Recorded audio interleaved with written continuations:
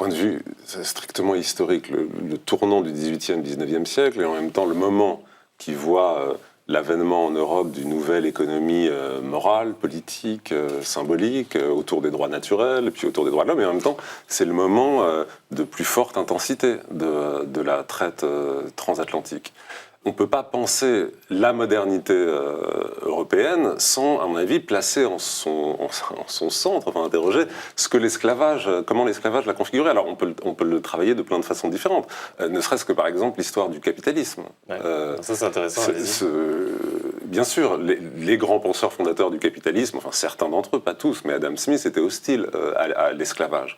Mais en même temps, aujourd'hui, la façon dont on pense la révolution industrielle au XIXe siècle, si on la pense de façon globale, on sait bien que le développement de l'industrie textile en Angleterre repose sur les champs de coton américains et sur ce qu'on appelle le second esclavage dans le sud des États-Unis à partir du début du XIXe siècle, où les formes de l'esclavage changent en grande partie. Et par exemple, les chercheurs américains, on en parle pas mal dans le livre, ont montré à quel point les formes d'exploitation des esclaves dans le système de plantation dans le sud des États-Unis, il y a des formes d'organisation du travail qui ont pu inspirer, ou en tout cas qui convergent vers les nouvelles formes d'organisation du travail dans le monde industriel, des formes de management, de gestion de la main-d'œuvre.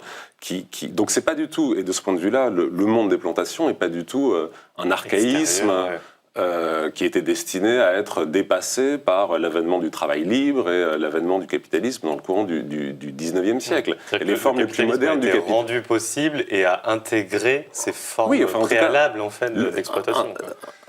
Dans un certain monde des plantations en particulier dans le sud des États-Unis, on voit les formes les plus modernes de développement du capitalisme prendre forme. Donc on ne peut pas penser l'avènement du capitalisme à l'échelle mondiale au XIXe siècle sans réfléchir à la place qui joue l'esclavage. Mais c'est vrai pour d'autres dimensions. Donc ça fait partie, disons, de la modernité européenne, absolument.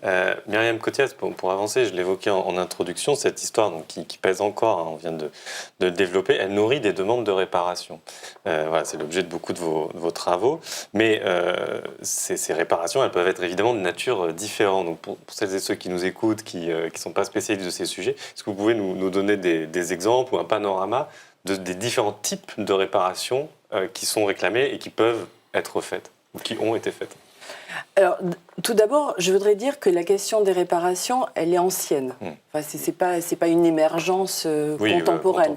Le fait que la question des réparations devienne une question globale, transnationale, ça, effectivement, c'est une question plus récente.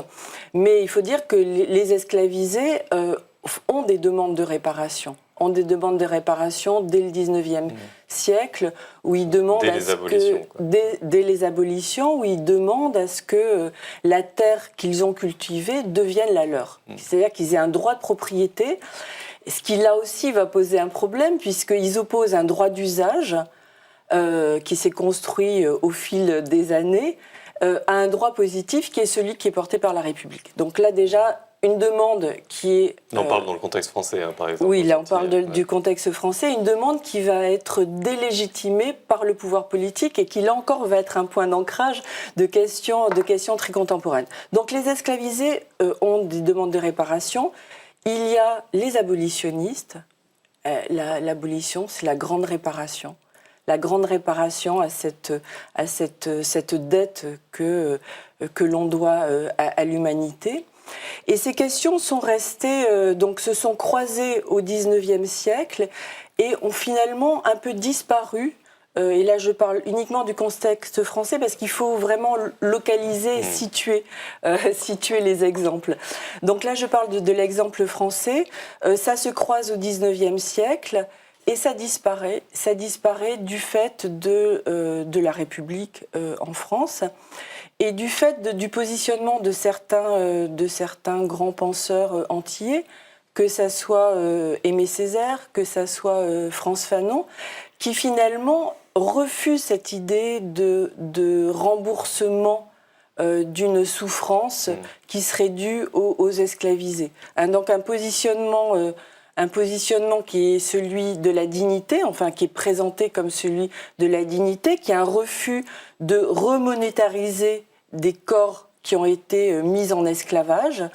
Donc ça, c'est la période du XXe siècle. Et dans le même temps, ils insistent vraiment sur l'importance de l'esclavage dans la constitution des valeurs occidentales et l'importance des colonies. Mais en tout cas, la question des réparations, elle va être minorée.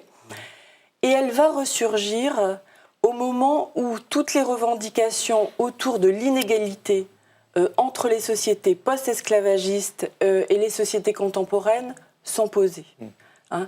Et la question, on parlait tout à l'heure de la loi Taubira déclarant esclavage et crime contre l'humanité, va intégrer en première rédaction du texte la question des réparations. Cette question des réparations, là, elle a un sens qui change. C'est-à-dire qu'on était dans de la réparation morale jusqu'à présent, de la réparation symbolique, attribution de la citoyenneté française, par exemple, de la nationalité aussi. Et ce débat sur la réparation va réintégrer dans ces formes revendicatives la question de l'indemnité.